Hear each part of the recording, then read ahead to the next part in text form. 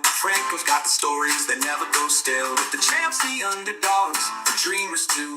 He's walking and talking just for you. Walking with Franco, stories unfold. Wrestling hearts in a ring of gold. Walking with Franco, legends alive.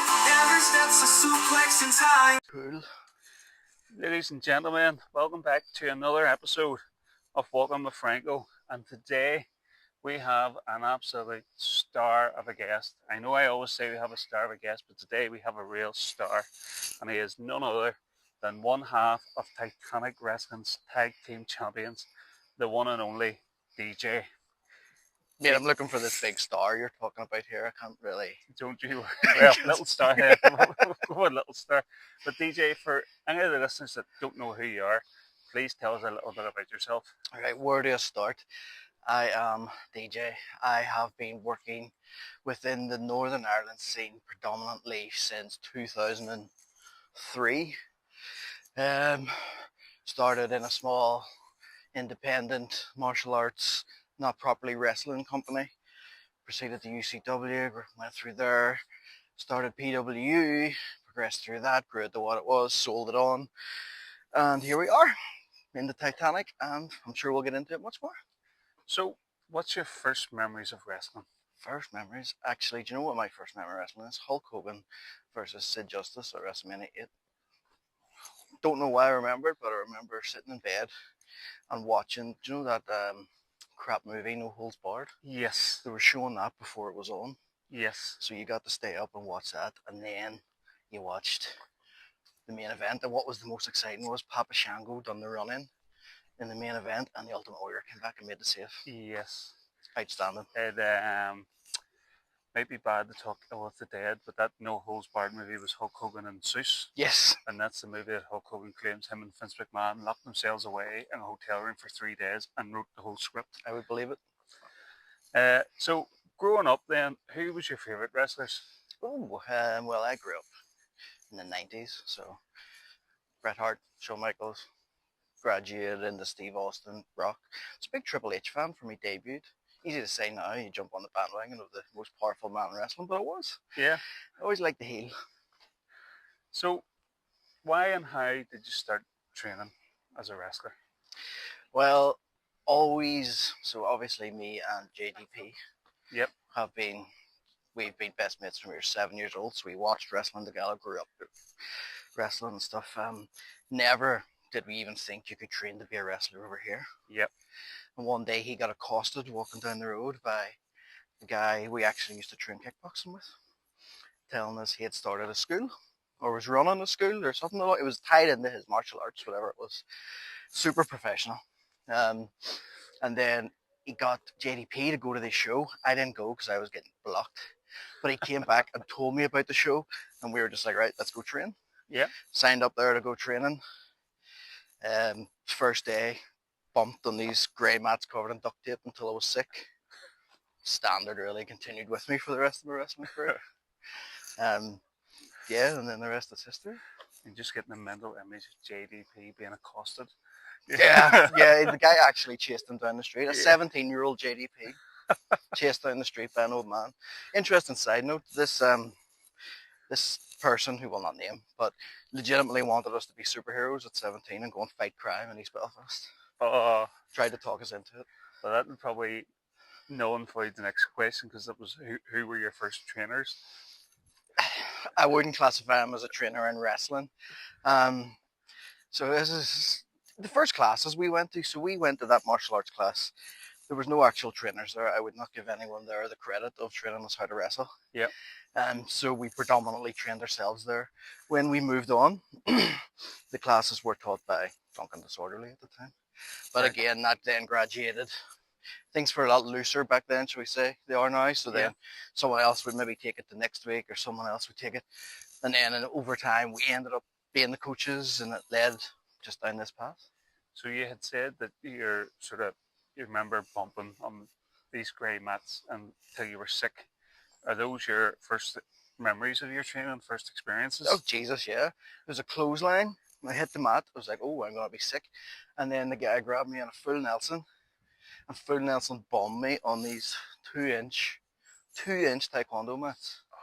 And I was just like, what the can I say bad words? I would prefer if you didn't. Okay. What the flip am Yeah. I doing here? So, what was the hardest thing for you to learn when you started training? Um, whew. So my answer is going to be different than everyone's. The hardest thing to learn was just wrestling, just getting it.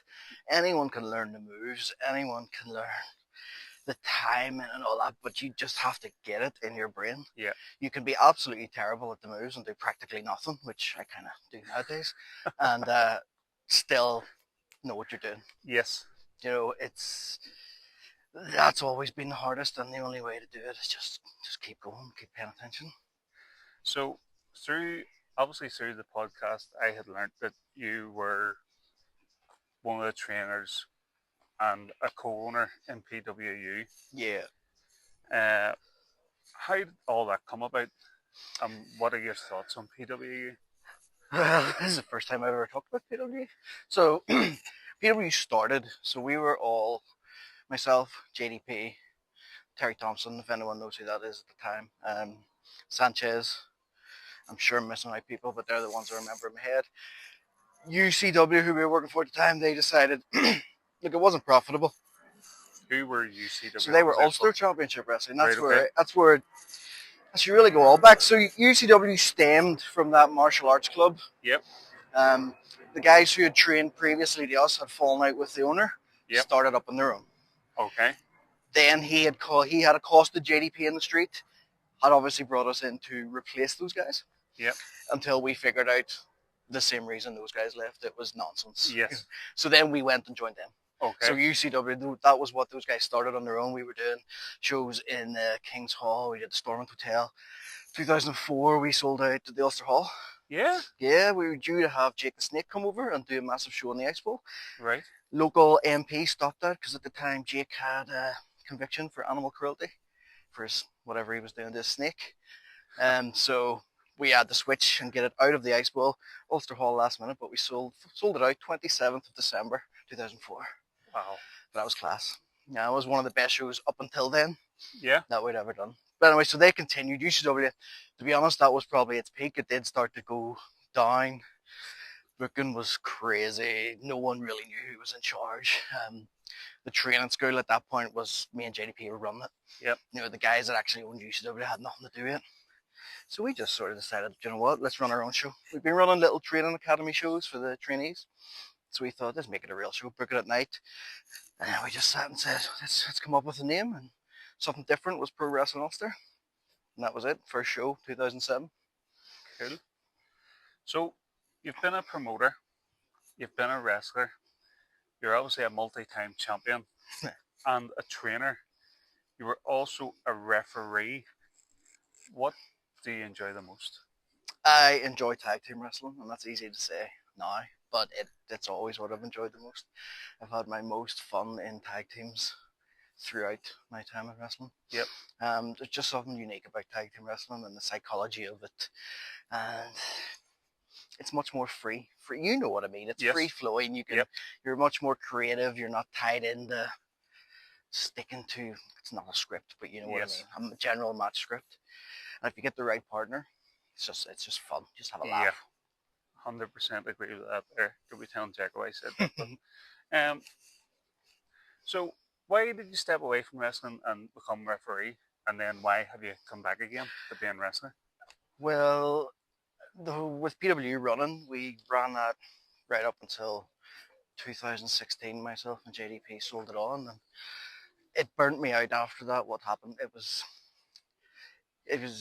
I'll not get into details, but what happened to PW was hard to watch, having ran it.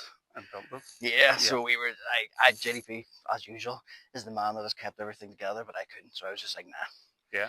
I need to go away. So I had my last match, was it February 18, and then just went, nah, do you know what?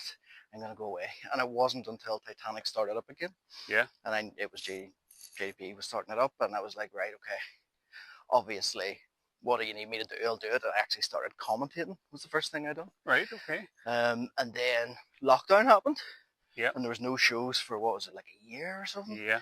And then when it came back, it's hard to get a referee, especially a referee that knows what they're doing. Yes. And there was a lot of younger, just trained guys on the roster then. Yes. So having someone in the ring that could talk to them and calm them down or tell them if they needed to remember a spot, which is hilarious looking at how much I remember spots. But it was just, I think it was convenient, and I enjoyed reffing too. You know, it was good crack. Yes. But the reason I came back was I wasn't happy with my last match, just being a random whatever it was. And I'm 40 years old. This is probably the last run I've got, and I'm going to do it with my best mate. We started together. We may as well finish together. Nice together. Yeah, no, it makes a lot of sense.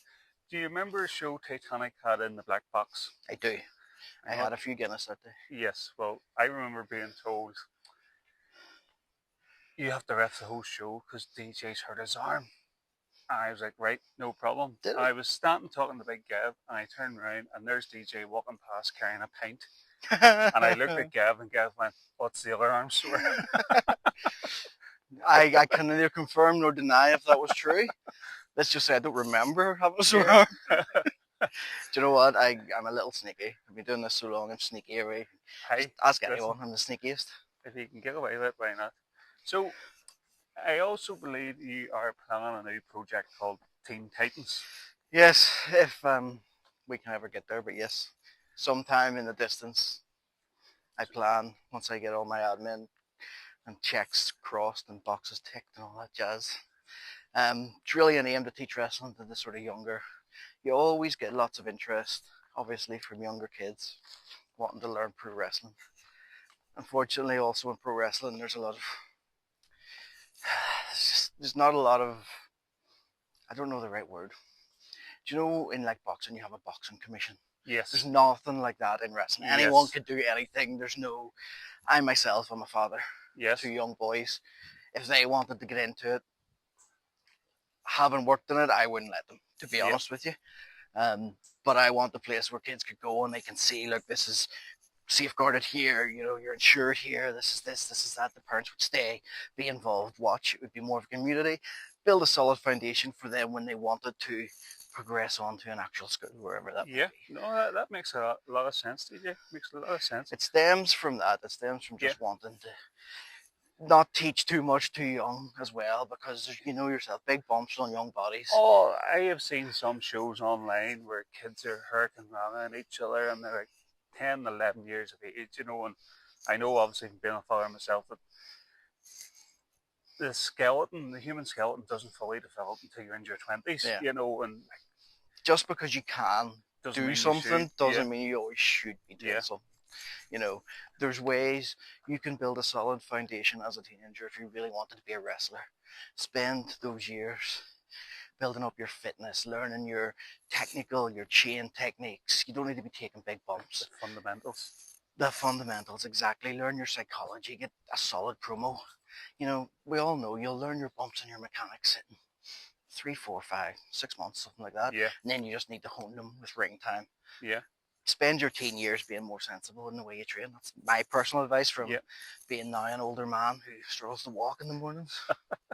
I was always the smart one. I feel your pain. I don't know if you noticed, but I'm not the biggest person in the world. Yep. So when I was 17, 18 years old in the training, I was the one that everyone practiced their power bombs on, that practiced their press slams, that practiced whatever the hell I wanted to do. So I was hitting training every time.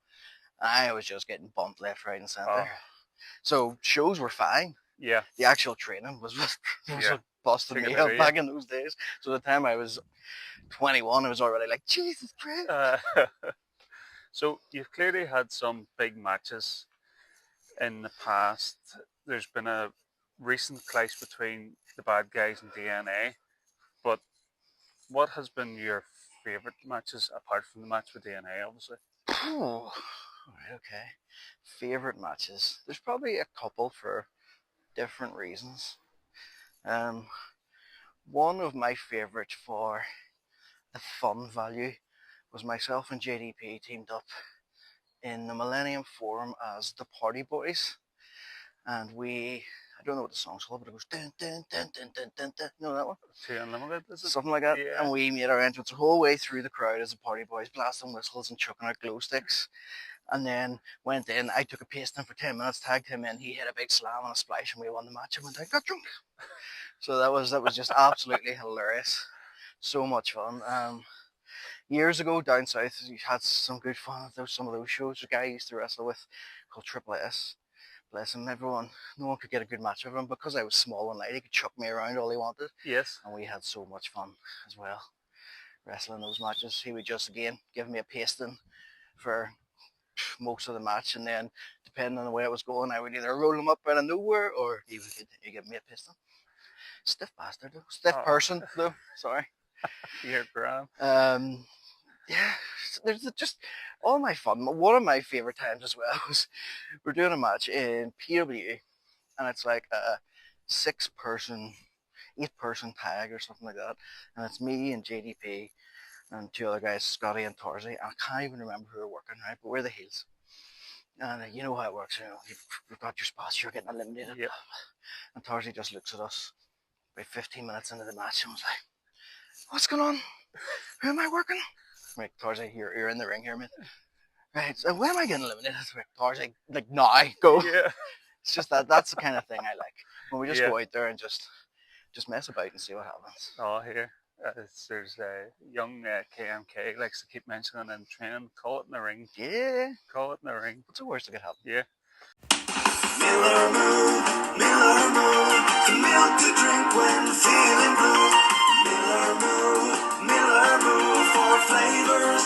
Which one's for you? Strawberry, banana, chocolate, cookies and cream. Miller Moo, we love you. So, what's the best bit of advice that you could give to someone who's looking to get in the wrestling? Personally, don't be a heat seeker. Oh my god, they exist everywhere, and people, do you know what? They don't even mean it badly. Yep. But you get really excited. You walk in your first day, you tell everyone, "My name's going to be this. I've got this gear made. This is going to be my music." Don't. All us wrestlers, all of us are so insecure, it's unbelievable. So we don't want anyone coming in thinking they're bigger boots, and just come in and train. Just keep your head down. Just get on with it. It will come in time. Speak up when you need to, though. Don't be a Yep. pushover. At the same time, it is politics. We recently had a show at the Fela, and there's a guy that's training with us now, and I'll not name his name, but he came up to JDP whenever that show was announced, and I know where were we. It was a bit short notice, and we were a little bit late on numbers. I went up to JDP and I said to him, "I'm just letting you know, I have gear if you need anybody." And JDP turned around and says to him, "I wanted to put the belt on you, but Tony prefers you taking photographs." Like, again, there's a situation where there's no harm. Yep. And you read every book, and it's always like, "Yeah, take your gear. Yeah, make sure." Yes, of course. And you know what? It might come in useful, but at the same time, that obviously was a bit of fun because it's trendy. But yeah, I wouldn't be rocking up to an independent show and just going up to the promoter and going, "Here, I've got gear, by the way." Yeah.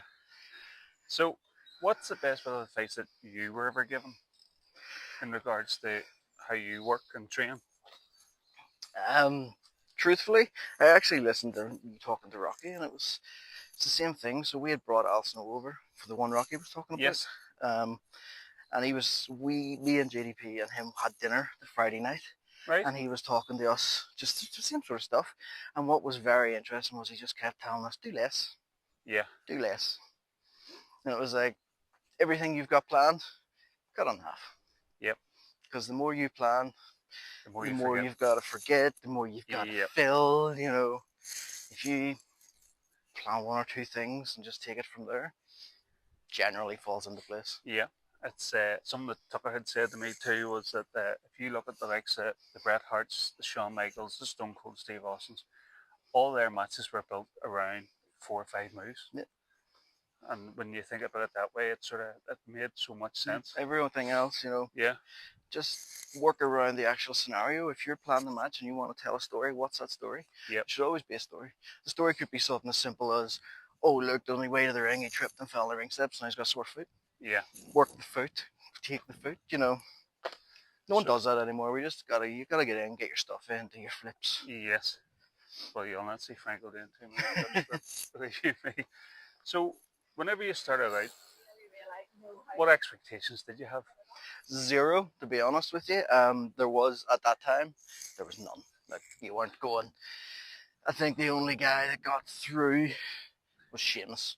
Yeah. And that was one. And look at him, he stands out a million miles away. He's Yeah. 6'5", and he's outstanding.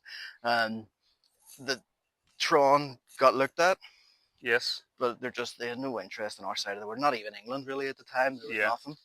So I just never thought. Bearing in mind as well that I'm 5'5" on a good day, and at the time I was 160 pounds soaking wet maybe. Yeah.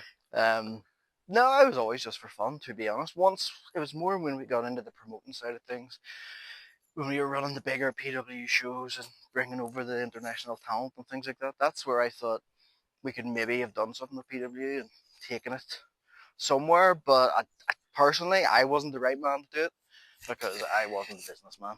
I Yeah. should have been in order to do that. So how many matches do you think you've had over the years? I don't know. It would have started off less. So like at the very beginning, maybe doing once a month for a couple of years. I don't know, a couple of hundred maybe. Yeah. Somewhere, something like that. Have you ever faced any big names or big? Never wrestled any big, not that I can think of. I've wrestled Franco, people that are it's a given. I've wrestled people that are bigger names now. Yeah. I once had, I think, I can't remember. Do you know what? My more interesting celebrity, your famous big name stories come from like behind the scenes. Yeah. So like, I was once absolutely passed out drunk and woke up and Seamus was asleep on my chest. Yeah. Because we were in the same situation. You had no idea who I was. Yeah. Don't get it's not like we were mates, but just it was a small flat. Yeah. The time we brought Drew Galloway or Drew McIntyre over, him, me and JDP, took us out for dinner and stuff, and you just sort of it was more, for me, it was that side of stuff. Yes. Call me a bit marky or whatever, I don't know, but we were promoting, so it was just nice everyone's just people, I didn't feel any pressure of having to keep up with some of these big matches. So you've already mentioned that you wrestled for UCW. That's Ulster Championship Wrestling. Yeah. PWU Pro Wrestling also. You've wrestled for Titanic. Have you wrestled anywhere else? A couple down south, back. I don't even think they exist anymore. Maybe 20 years ago, a couple of matches for NLW when it first started, or CPW back then. Fight Factory, I've done a few for over the years. Yeah. Nothing major. See, to be honest, I'm the cliche of that person. I'm the one everyone says is a liar, but I'm happy enough. Yeah. I've always just enjoyed wrestling, and I do it for what I do it for. Yeah. No, that's. I'm not one for a long journey, to be honest. Yes, I know what you're saying. Is there anyone on the current roster that you'd like to see the bad guys compete against who you haven't faced yet? Haven't faced yet? Well, I would actually like to work these again, but that's again such a on the nose one. Yep. So out of the tag teams, we've worked most of them. We haven't actually worked the buys yet. That should be interesting. I'll need to up my cardio for that one. Yeah. Definitely. No, I think there's a massively rich tag team division actually in Titanic. Yep. And it's something that was always struggled with, not just in Titanic, in any sort of local or national promotion. Yeah. It's hard to get good tag teams or want to be tag teams. And then half the time you end up with one tag team, comes on the scene, has 2 matches, wins the belt, holds them for a year, Yeah. So it's outstanding that Titanic has that. So I'm just actually enjoying the fact that I've been able to almost work a different tag team. Yeah. Every show here, despite the fact that we've worked the stars 1,000 times, in amongst that, we still managed to get working with everyone else. Yes, yes. So, what do you like to do outside of wrestling? Oh, well, I'm a dad of 2 kids under 5, so it's pretty much sleep is my biggest thing. I try to train where I can. A couple of years ago, I would have been a big jiu-jitsu guy, but again, time is lost to me in that regard. Listen, to be honest, I don't do much. I sit, I go to work, I watch TV, and I also work a bit as a PT, teach some fitness classes and things like that, so I'm doing that. What do you like to watch on the TV? Absolute nonsense. Like today, I watched this film called The Scarecrow. No, it's not The Scarecrow. Thanksgiving. Yeah. Oh my god, it was just about some dude dressed as like a pilgrim and just stabbing up people in the most comical way. Uh, Absolute nonsense. Mrs. Franco's a big fan of like movies 24. I don't even know if that's still a channel or whatever. I know exactly what you're talking about. The most random movies, and then she also likes Law and Order and things like that there. And these people from time to time will pop up in these shows, who'd been in the movies. Oh, that's from that show, Walking in the Wind. And I'm like, what? Remember that movie we watched? And I'm like, Yeah, it yeah, sounds like yeah, okay, me. you know. Yeah. So, have you ever taken a seminar? I don't think so. I've taken like we used to run training camps, so it would be like 2 day things, and you would like stay overnight stuff in the center. But again, it was just for the guys we were training. Yeah. I don't think I would have much use to anybody really. They weren't going to teach it. It's not to downplay it or anything, but I just don't think. Did I'd you like to teach a bit more Titanic. Did you ever attend any seminars? Ooh, yeah, no. Again, No, I'm not your shocking. thing. Absolutely shocking. We organised some, so I would have sat in Yeah, when we were organising them. But again, back when I was in my young, hungry trainee phase, there was nothing. yeah, You know, there was nowhere. We didn't even know promotions down south existed. yes. That's how crazy it was. Like we had no Well, idea there was promotions down south. I've mentioned this beforehand. You know, whenever Jacko decided that he wanted to train, and I was looking to find somewhere, and you don't realise how big the wrestling scene is on this wee island until you actually start looking. And what that's mad because at the point you're looking, it had been around for 20 years. Yeah, Do you know what I yeah, mean? And we had sold out all these places, but that was the thing we found with promoting. It is so hard to get your non-wrestling fans to stay glued to your local scene. And even then, your wrestling fans, and then there's your local wrestling fans. yeah, You know what I mean? WWE will sell out the Odyssey multiple times a year. Raw's coming here next year. yes, It'll be sold out probably already if they're on sale. yep. But something about local wrestling, and it's hard. It's always been. The first couple of super shows we did, we created a massive buzz, brought over Drew McIntyre and stuff like that, more than we've ever done. But even it was hard. They want, wrestling fans just want more, and it's hard to keep that going in the local scene. So, how long? You mentioned that you've come back to finish out your career with your best bud, who you started with. How long do you see your tag title reign lasting? Yeah, probably until the wheels finally fall off here. We're not going anywhere anytime soon, like, to be honest with you. There's still a few things personally on my wrestling bucket list that I still want to do. Yep. I'm not going to get into them because it ruins the element of show Yes. business, But yeah, there's a few things I want to do that I want to check off, and once they're all done, I would like to find the right people to work with to go out the right way. If you know what I mean. Yes. That's sort of my goal. Do you think when you finish wrestling, will you go back to refereeing? Possibly, yeah. Possibly if I was needed. Miller Moon, the milk to drink when feeling blue. Miller Moon for flavors. Which one's for you? Strawberry, banana, chocolate, cookies and cream. Miller Moon, we love you. So this is now my favourite part of the show. It's called Franco's Heat Sheet, and it's to try and get you a little bit of heat with friends, family, fellow I've wrestlers. probably got enough of it. Sure, we'll get some more. But again, it's anything that makes you look bad and makes me look good. I'm all in favour of. So I know you're big into your bikes.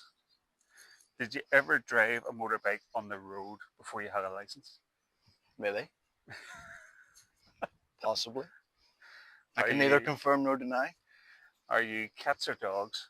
I have 2 dogs. So I grew up with cats, but I also grew up with dogs. So I Yeah. have to say dogs.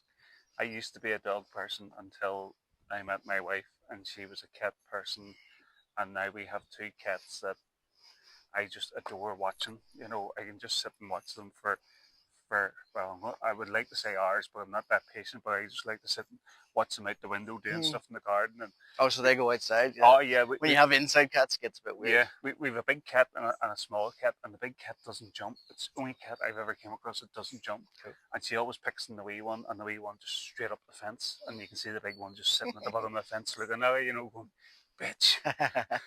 Sneaky. Yeah. Cornflakes or Rice Krispies? Rice Krispies. Do you know when your partner's birthday is? 14th of November. Do you know when JDP's birthday is? 22nd of November. Who's the better wrestler, DJ or JDP? Oh, Jesus. Do you know what? Right, here we go. Do you know what? I'm going to say this, and I'm doing this, and I know he's going to listen to this, so I'm saying this just so I get the WhatsApp message as soon as he hears it, right? Obviously me. Yeah. By far. Like, you should ask him about the time I done an outstanding Houston hangover. It was one of my favourite moves. Yeah. Or ask him about the time I did the sort of scissor knee to the midsection out of the car. They're two of my favourite moves, which I believe put me a step above him. That should be enough now for me to get the WhatsApp message. Yeah. I think most people know the answer to that question. So, who wins in a real fight, DJ or JDP? Oh, well, obviously. If he gets a hold of me, I probably need to squirm and run away as fast as I can, but we would never fight. We'd just end up hugging. Yeah. Has your partner ever caught you out telling a lie? Every day. Usually along the lines of, did you feed the dogs? Have you told the kids to wash their teeth? And all that jazz. No big lies. Name a 4-letter word beginning with D. Struggling. Damn. Where's your favourite shop to shop in? When you say favourite, do you mean the one you're in the most, or Just the one that you enjoy going to. oh, I enjoy going to? Oh, Jesus, what shop do I go to? I'm a weirdo. I like going to my local shop because it's closest. Yeah, We spar around the corner. yeah. Perfect. What's the last thing you bought online? This hat. Yeah. 2 days ago. Do you ever wear odd socks? I think I'm wearing old socks right now. What's your favourite movie? Oh, I think it's Top Gun. Yeah, the first one or the second one? First one. Second one's alright, but it's not as cheesy in the 80s and camp as the Yeah. original. Like. You're like myself, you were around for the first one. Yeah. What's your favourite sandwich? I like an egg salad sandwich at the minute, but I'm one of these people that will, like, I'll be all about this egg salad sandwich, and in 2 weeks I'll be all about a different sandwich. Yeah. Savoury or sweet? Sweet. Favourite Disney character? Ooh, probably Doug from Up. Yeah, He is outstanding. that's the wee kid. The dog. Oh, the dog. Yes, the Dog. dog. Yeah. Talking dog. Again, 2 kids under 5. I've Yeah. seen them Well, all. hey, I watched Moana about 2,000 times. See, Jack and Sophie. Jack's 19 now, Sophie's 21, and then it's Charlie who's 10. But Charlie's just not interested. The only movies he's interested in is dinosaurs. Yeah. I try and get.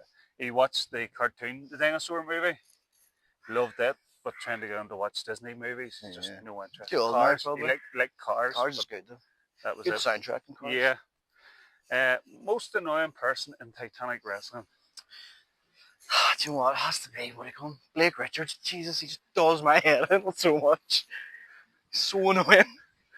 What never fails to make you laugh?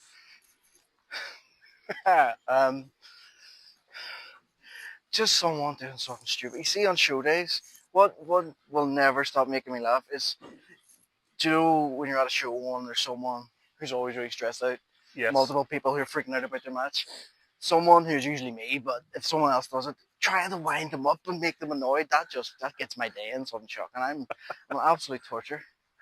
I think we all know the answer to this one. Who's your best friend in Titanic? Probably, yeah, of course it is JDP. Who would you most like to have a beer with In the world? in the world? Oh, damn.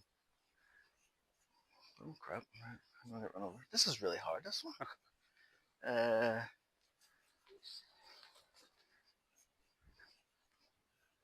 I'm actually struggling. I'm not a very personable fellow.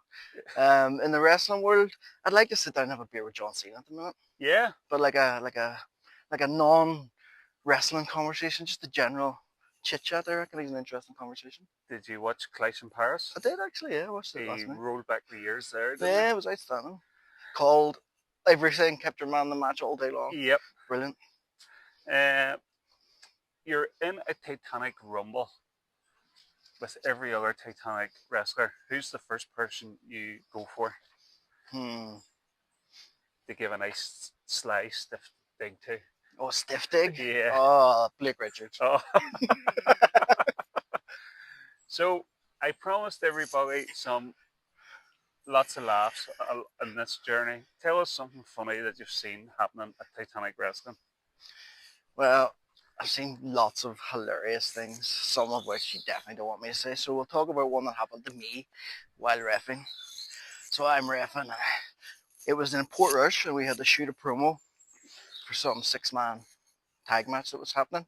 So we ended up in Barry's or Curry's or whatever it's called. So we had to go down the water slide for this promo. Absolutely soaked.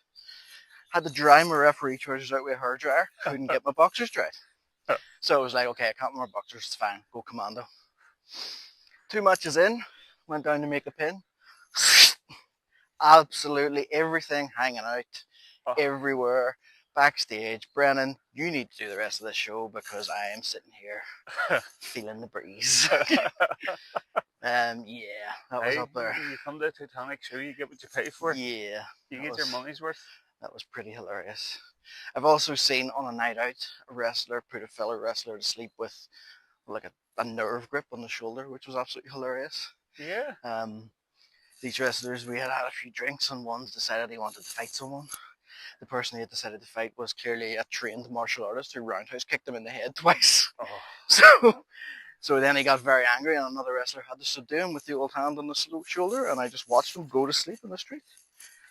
I was like, is he working? I'm not sure if that would be real, but apparently it was legit. If you are in a bar and a row starts, which Titanic wrestler do you want standing beside you? Tron.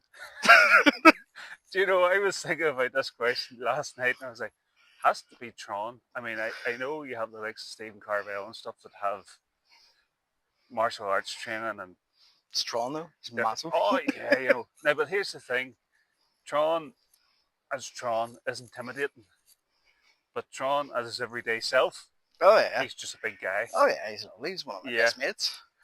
But no, it's definitely Tron for me as well. Me and Tron once, many years ago, convinced 2 girls at a music festival that we were brothers. Twins? Yeah, well, close enough, like within a year of each other. And they 100% believed it. If they were to make a movie about DJ, who would play DJ? What do you call it? Let me think of a small wee ratty person. Let me think. Do you ever see Tropic Thunder? I would like to think I would be portrayed like Tom Cruise in Tropic Thunder. I was going to say that's one where he's a cocktail waiter, but that's Cocktail. That's Cocktail, yeah. No, this is the one where he's like the movie executive. Yes. And he's bald. Yes. Big beard. Yep. So I want to be when I grow up. So, DJ, that sort of brings us to the end of the questions. I just want to say thanks very much for coming out and meeting me today. It's greatly appreciated. We've got a fantastic day. Going forward, what's next for the bad guys and what's next for DJ? Keep these belts. Just keep doing it as long as I'm trying to have matches which aren't like any other match on the card. We are trying to be the pantomime of the show, and I just want to keep doing that. Yep. I'm having so much fun at the minute, just having fun, really, and I just want to keep doing that. Keep those belts as long as we can, keep doing our thing, and if comes a time the belts do go, well, just keep doing it and get them back. You know, I was pitching a spot to Jago the other day. It was actually when AEW Forbidden Door was on. And Jack was like, nah, that won't work. I'm not going to tell you what the spot is. I'll probably tell you off air, but he was like, no, that won't work. And about 10 minutes into the next match, the guy went to do the spot. And I just looked at Jack and he laughed at me. He was like, yeah, that'll work. That's what happens. So like your inspiration comes to you at the weirdest times. Oh, I have Jack tortured. There's mountains of times something would just come into my head and I'm like, you know, what if we do this here? Or what if we do that there? Cheers. And I'll just turn around and go to me, you know what? Thanks, guys. But that brings me to my last question is, do you ever get ideas and text JDP them? Oh, all the time. We have a WhatsApp group that is myself. Do you know what? Should I say this? The other tag teams might not like this, but anyway, it is myself, JDP, and our new head referee since I stepped down, Brennan. Yep. And yeah, I just throw all the ideas in there. 99% of them are absolute nonsense. Maybe 99.9% of them are absolute nonsense, but sometimes it works. Yeah. And you know what? They all get thrown in there, and sometimes JDP has a silly idea. Sometimes you end up with a foam hand down your bags in someone's mouth. These things just come along. Well, I after the film, and we told each other we were going home, and I said to Jack, well, what do you think of today? He says, why can't every match be that easy to plan? He says, like, that match was planned in about 5 minutes, and there was nothing difficult in it, nothing serious, and the match just worked. And I was like, it's the easiest way to do it. Now, yeah. I'm not saying it has given me a new insight into planning matches, you know. the way they're put together, you need to know where your match is on the card as well. Yeah. That's a big, and people forget that nowadays. Yes. You know, if you have a card of 7 main events, yes, it doesn't work. no, You know, you need to know what your position is and what you're doing, and you need to build your match to that Yep. level. So what we're doing at the minute and the little plan on the night, and it feels natural, it feels off the cuff, is because it is. Yep. We're also aware we're not having a 30-minute main event. Yes. You know, so there's different, you need to be aware of that. Yep. Well, DJ, again, thanks so much for coming out today. It has been an absolute pleasure getting to know you a little bit better, and I hope you enjoyed it. I did. I Very have pleasant lunch had walk. a new insight into DJ.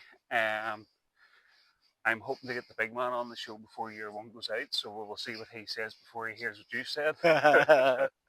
I'll be interested, Yeah. and then we can put them together. We can put them together. See what happens. I wish you all the best of luck with Teen Titans. I hope it happens a lot sooner rather than later. Me too. I have a little man who might be interested, but he's a bit like you in sandwiches. You know, he goes from Lego to dinosaurs and back and forward. And We're all a bit like that. yeah, at the minute he's into Xenomorphs. You know, Ooh, cool. the aliens from Alien. They're pretty cool though. Yeah. But folks, as usual, keep listening. Stay tuned to our socials for next week's guest. Never gonna guess this one. I'm hoping there's a certain person out there called Keaton, and I'm going to be dropping this at about 9:30 when he's at school, so that it gives everybody else a chance. I refuse to believe I can be recognised from the back. Yeah. I refuse to believe it. No way. Well, he's hoping. Folks, again, please take care of each other, and we will see you all next week.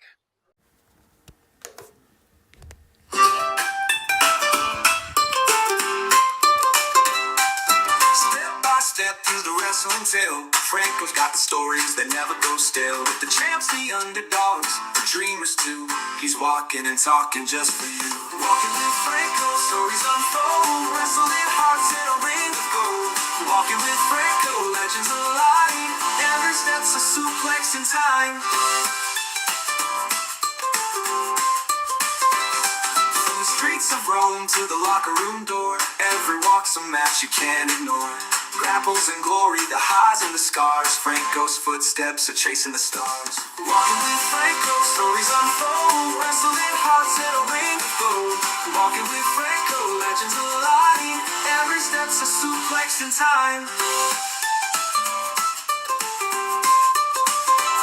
From the streets of Rome to the locker room door, every walk's a match you can't ignore. Grapples and glory, the highs and the scars. Franco's footsteps are chasing the stars. Walking with Franco, stories unfold. Wrestling hearts in a rain of gold. Oh, gold. Walking with Franco, legends alive. Every step's a suplex in time.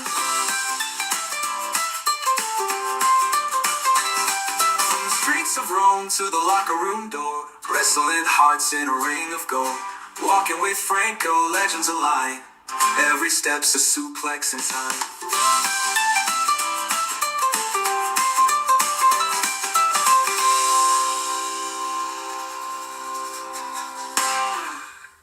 From the streets of Rome to the locker room door, every walk's a match you can't ignore. Grapples in glory, the highs and the scars. Franco's footsteps are chasing the stars. From the streets of Rome to the locker room door, every walk's a match you can't ignore. Grapples in glory, the highs and the stars. Franco's footsteps are chasing stars. From the streets of Rome to the locker room door, every walk's a match you can't ignore. Grapples in glory, the highs and the scars. Franco's footsteps are chasing the stars. He's got the moves and the posture charm, a gladiator's heart with a wrestler's arm. Through the ropes of life, the stories climb. Franco's walking and it's prime time. Walking with Franco, stories unfold. Wrestling hearts in a ring of gold. Walking with Franco, legends alive. Every step's a suplex in time.